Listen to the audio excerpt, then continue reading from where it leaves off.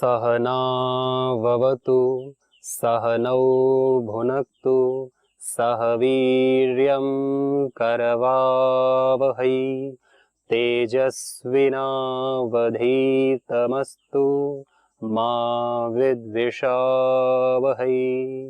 ओम शांति शांति शांति। ईशोपनिषद की इस कड़ी में आप सबका स्वागत है। किसी भी उपनिषद को जानने से पहले हमें उसका मूल जानना होता है, उसका विषय, कि उसमें किस विषय वस्तु पर प्रकाश डाला हुआ है। वैसे तो सभी उपनिषदों में आत्मा पर ही प्रकाश डाला गया है। आत्मा जो परमात्मा सर्वत्र व्याप्त है, जो नित्य शुद्ध बुद्ध मुक्त स्वभाव की है, केवल उसी पर ही प्रकाश डाला गया है। सारे उपनिषद किसी न किसी वेद की शाखा से संबद्ध होते हैं। ईशोपनिषद उसी तरह यजुर्वेद से संबद्ध है। ओम पूर्णमदः पूर्णमिदं पूर्णात् पूर्णमुदच्यते पूर्णस्य पूर्णमादाय पूर्णमेवावशिष्यते। आत्मा की व्याख्या करता हुआ ये मंत्र कहता है कि आत्मा पूर्ण है। आत्मा पूर्ण है, आत्मा को कुछ होना नहीं।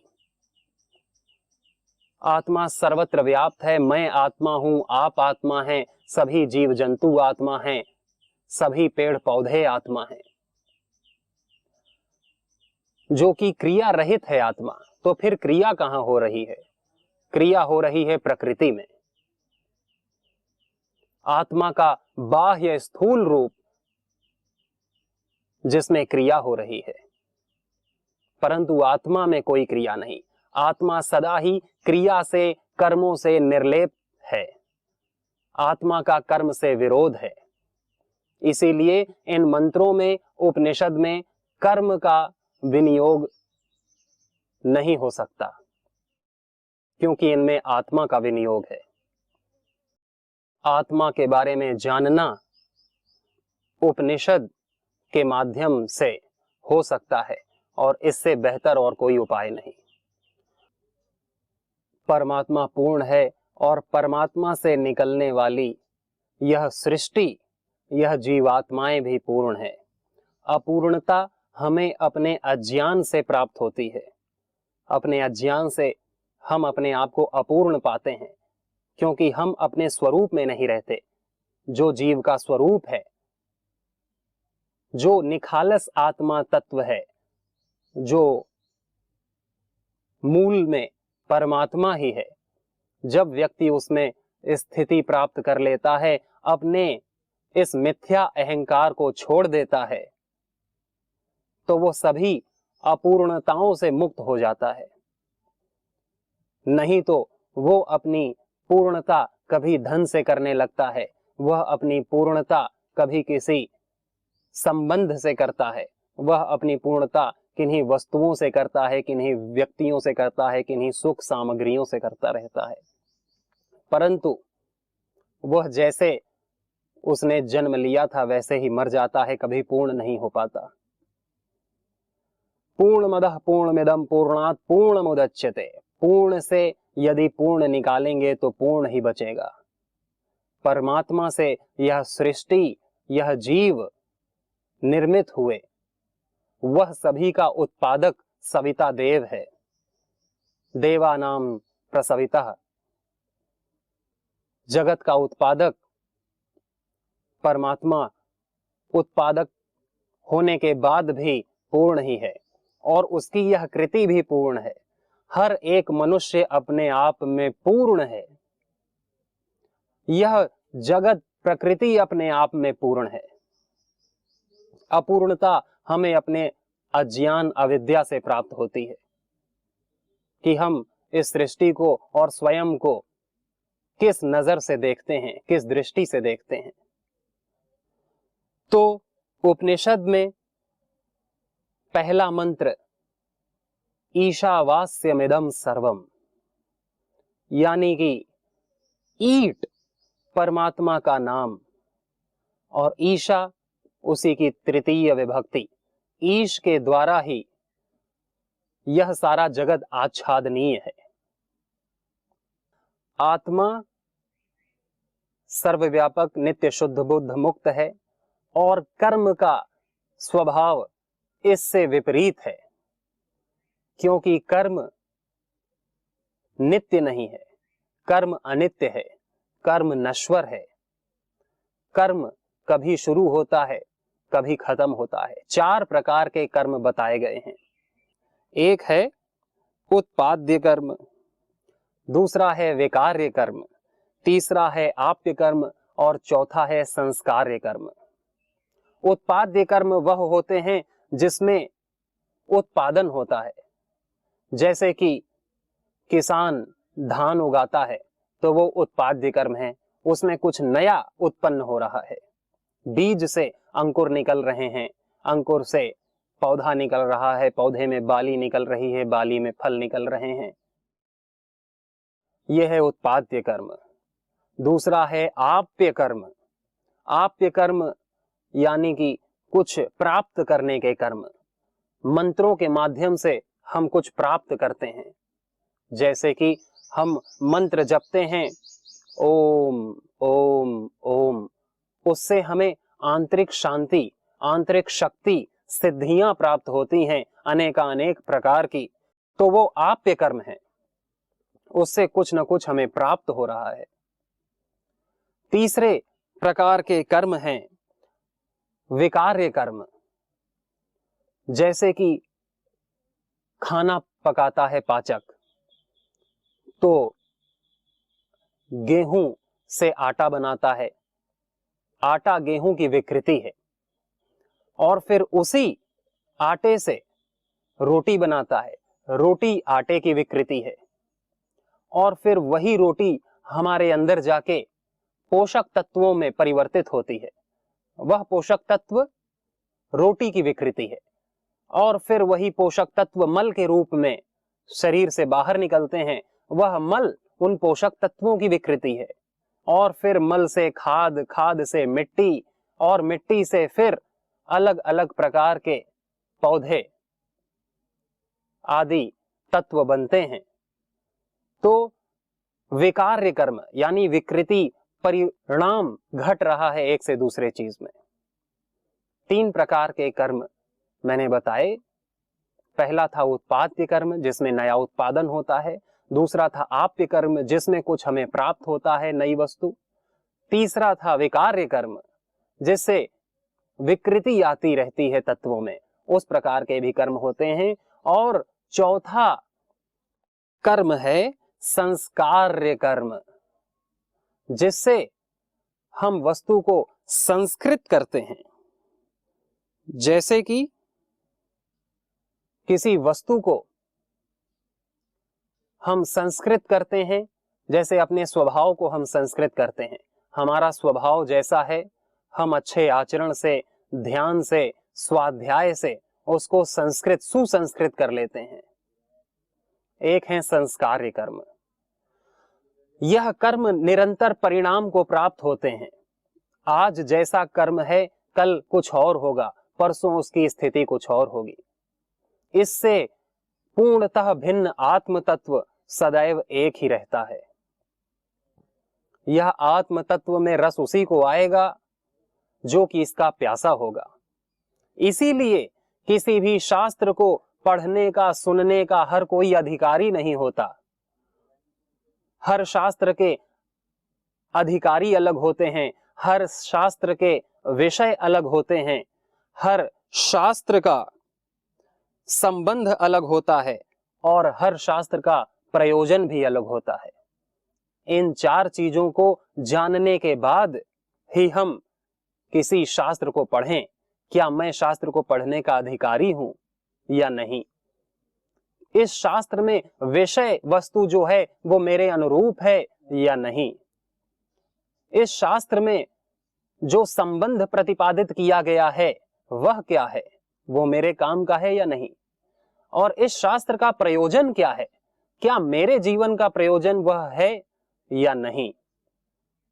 तो शास्त्र का अधिकारी, शास्त्र का विषय, शास्त्र का संबंध और शास्त्र का प्रयोजन जानना पहले आवश्यक है। ईशोपनिषद और या कहें जितने भी उपनिषद हैं, इसका अधिकारी वही है जो मोक्ष पाने का इच्छुक है, जो मुमुक्षु है, जो जान चुका है कि सृष्टि में मैं चाहे जितने साल युग युगों तक रहूं और खूब सुख का भोग करूं, परंतु ये सुख कभी भी मुझे तृप्ति देने वाले नहीं हैं।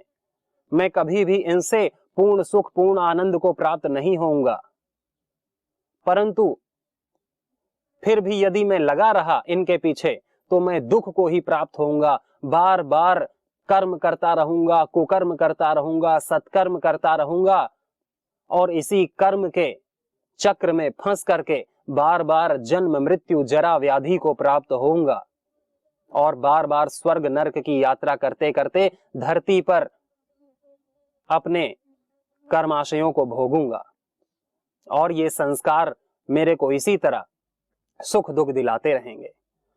इनसे पार होने का उपाय जो खोजना चाहते हैं, जीवन मुक्त होके जो जीवन को जीना चाहते हैं, जैसे ऋषि मुनि जिया करते थे, जैसे श्रोत्रिय ब्रह्मनिष्ठ व्यक्ति जिया करते हैं, जैसे श्री राम श्री कृष्ण भी जिए थे, उनके जीवन में भी साधारणता हमको सुख दुख देखने को मिलते थे, परंतु वह उनसे लिप्त नहीं होते थे। उनको कोई भी सुख और या दुख उनकी स्थिति से डिगा नहीं पाता था। जो आदमी जीते जी मुक्त है वही मरने के बाद भी मुक्त होगा। इसीलिए हमको जीते जी मुक्ति का प्रयत्न करना चाहिए, प्रयास करना चाहिए। ऐसा जो व्यक्ति मानते हैं, समझते हैं, उन्हीं को मुमुक्षु कहा जाता है। चाहे किसी ने कितने भी वेद पढ़ लिए हो, उपनिषद पढ़ लिए हो, परंतु यदि उसमें मुमुक्षा नहीं है तो वो परमात्मा का अधिकारी नहीं हो सकता, क्योंकि उसको रस इसी सृष्टि में प्राप्त हो रहा है और सृष्टि उसको अनेक प्रकार के रसास्वादन कराती रहेगी। जब तक वो करना चाहेगा, जब तक वह खेलना चाहेगा, प्रकृति उसे भांति भांति प्रकार के खिलौने देती रहेगी कि खेल जब तक तू थक नहीं जाता। तो जो इन प्रकृति के खिलौनों से थक चुका है, जो प्रकृति के द्वारा उत्पादित और भोग देने वाले पदार्थों से जो थक चुका है, जो जान चुका है कि इनमें कोई सार नहीं है, इनमें कोई बड़ा रस नहीं है, ये सब नश्वर हैं, अनित्य हैं, बार बार मुझे दुखी ही देते रहेंगे, वो मुमुक्षत्व को प्राप्त होता है, वो मुमुक्षु होता है। यानी कि वो मोक्ष की इच्छा करता है और जो मोक्ष की इच्छा करता है वही मोक्ष का अधिकारी है, वही इन उपनिषदों का पढ़ने का अधिकारी है, वही ऋषि मुनियों की बातें सुनने का अधिकारी है। क्योंकि ऋषि मुनि हमको सटीक तत्व की जानकारी देते हैं। प्रकृति की जानकारी तो व्यक्ति को देर सवेर प्रकृति में रहते हुए, अभ्यास करते हुए प्राप्त हो जाती है, परंतु जो तत्व अदृष्ट है, आत्म तत्व, परमात्म तत्व, अंतःकरण, इनका प्रयोग कैसे लिया जाए कि हम अमरत्व को प्राप्त हो, नित्य आनंद, शांति, सुख, प्रेम को प्राप्त हो और परमात्मा की तरह निर्द्वंद्व होके, जीवन मुक्त होके दूसरों को भी जीवन मुक्ति का संदेश पाठ पढ़ा पाएं, उनको भी शांति, प्रेम, आनंद से रस विभोर कर पाएं, ऐसा जिनकी इच्छा है वही इन उपनिषदों को पढ़ने का अधिकारी है। पहला हुआ अधिकारी, तो इसका अधिकारी वही है जो मुमुक्षत्व को प्राप्त है, जो मुमुक्षु है। दूसरा कि इन उपनिषदों का विषय क्या है? आत्मा का एकत्व ही इन उपनिषदों का विषय है। ये जितने भी उपनिषद हैं, सब आपको एक ही बात भांति भांति प्रकार से बताते हुए मिलेंगे कि आत्मा एक ही है, वही उपासनीय है और वो कहीं और ढूंढने जाने की जरूरत नहीं, वो हर जगह व्याप्त है, वो तुम्हारे अंदर भी है और तुम अपने अंदर ध्यान लगा करके उसको प्राप्त कर सकते हो। और ध्यान लगाना क्या है? होश पूर्वक जीवन को जीना, अपने को इस शरीर से अलग मानना, इस शरीर के कर्तव्यों से, इस शरीर के संबंधों से, इस वाणी से, इस व्यवहार से, इस स्थिति परिस्थिति से अपने आप को सदा अलग तत्व, इसका साक्षी मानना, इसका दृष्टा मानना ही आत्म स्वरूप में रहना है।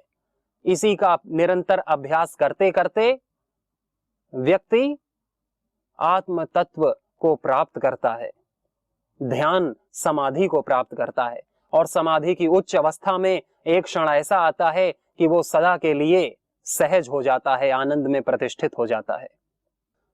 तो इन सभी उपनिषदों का और ईशोपनिषद का भी विषय आत्मा का एकत्व ही है।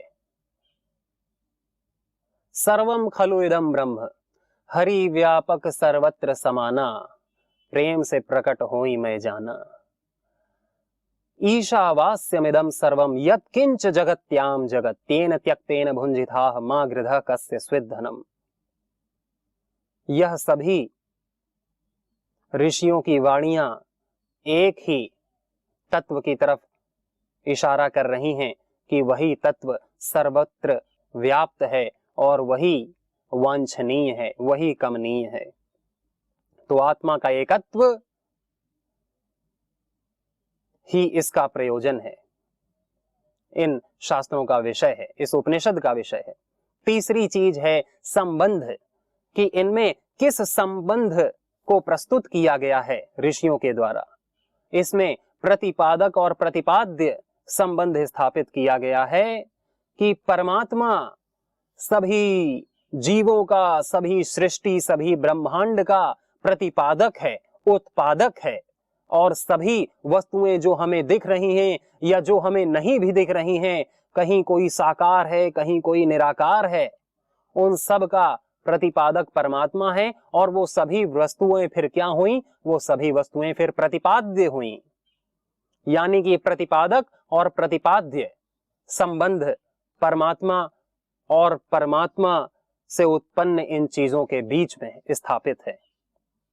परमात्मा इनका प्रतिपादक हुआ और ये सभी वस्तुएं प्रतिपाद्य हुई। इस ब्रह्मांड की जो भी दृश्य अदृश्य वस्तुएं हैं वो सब। और अंतिम वस्तु की इसका प्रयोजन क्या है? किस प्रयोजन से हम उपनिषद को पढ़ें या हमें पढ़ना चाहिए या हमारा प्रयोजन क्या हो जो यह उपनिषद हमारे काम आए? इस उपनिषद को जानकर, समझकर हमारे दो प्रयोजन पूरे होंगे।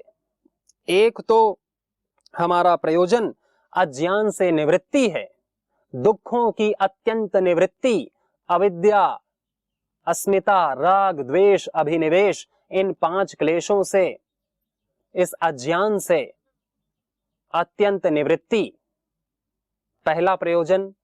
और दूसरा प्रयोजन है परमात्म तत्व की प्राप्ति। यह दो अलग अलग प्रयोजन है। कहा जाए कि यदि परमात्मा की प्राप्ति हो जाए तो क्या दुखों का अंत नहीं होगा? अवश्य हो जाएगा। परमात्मा की प्राप्ति ही तभी होगी जब सभी दुखों का अंत होगा। सभी दुखों का अंत पहला चरण है और परमात्मा की प्राप्ति उसका अगला दूसरा चरण है। सभी दुखों की प्राप्ति तो कोई विवेकी मनुष्य भी कर सकता है, परंतु परमात्मा तत्व की प्राप्ति वही करेगा जिसका वर्ण स्वयं परमात्मा करेंगे। परमात्मा की कृपा जिस पर होगी उसको परमात्मा तत्व की प्राप्ति होगी। जेहि पर कृपा राम की होई, ता पर कृपा करे सब कोई। और उपनिषद में भी इसी को कहा गया है कि तस्यैष लभ्यस् न अयम आत्मा प्रवचनेन लभ्यो न मेधया न बहुश्रुतेन तमेवैष वृणुते तेन लभ्यस् तस्यैष आत्मा विवृणुते तनुम स्वाम। यानी ये आत्मा जिसका वर्ण कर लेती है उसी को तत्व की प्राप्ति होती है। तो परमात्म तत्व की प्राप्ति दूसरा चरण है और सभी दुखों, अज्ञानों, क्लेशों की निवृत्ति पहला चरण है। यह प्रयोजन है उपनिषद को पढ़ने का। उपनिषद की ऋचाओं को हम पढ़ें या सुने, एक ही बात है, परंतु सुने हुए को हम मनन करें और मनन किए हुए को हम निधिध्यासन यानी अपने व्यवहार में भी उतारें और हमारा आध्यात्मिक जीवन भी निरंतर गतिमान, गतिशील होता रहे। हमारे जीवन में आध्यात्मिक उन्नति भी साथ साथ चलती रहे। हमारा आध्यात्मिक जीवन मर न जाए कि हम भौतिक रूप से तो जीते रहें परंतु आध्यात्मिक रूप से हम मरे हुए हो जाएं। ऐसा न हो। भगवान की कृपा हम सब पे बनी रहे। ऋषियों की वाणी सन्यासियों के माध्यम से, गुरुओं के माध्यम से हम सब अपने करणों के भीतर सुनते रहें, इसका मनन निधिध्यासन करते रहें। इससे अच्छी और सुखकारी बात और क्या होगी कि आज हमें घर बैठे इन यंत्रों के माध्यम से हम इनका सदुपयोग कर पा रहे हैं और ईश्वरीय वाणी को सुन पा रहे हैं। इसको सुनने से ही हमें पुण्यों की प्राप्ति होती है और हमारे दुखों का नाश होता है। हमें अंदर से प्रोत्साहन, उत्साह प्राप्त होता है कि हमें परमात्मा को प्राप्त करना चाहिए। वही एक करने योग्य कार्य है इस धरती पर और उसी को करने से हमारा उद्धार होगा। आज के लिए इतना ही। बाकी अगले अंक में हम ईशोपनिषद को और जानेंगे, समझेंगे। तब तक के लिए ओम शांति शांति शांति।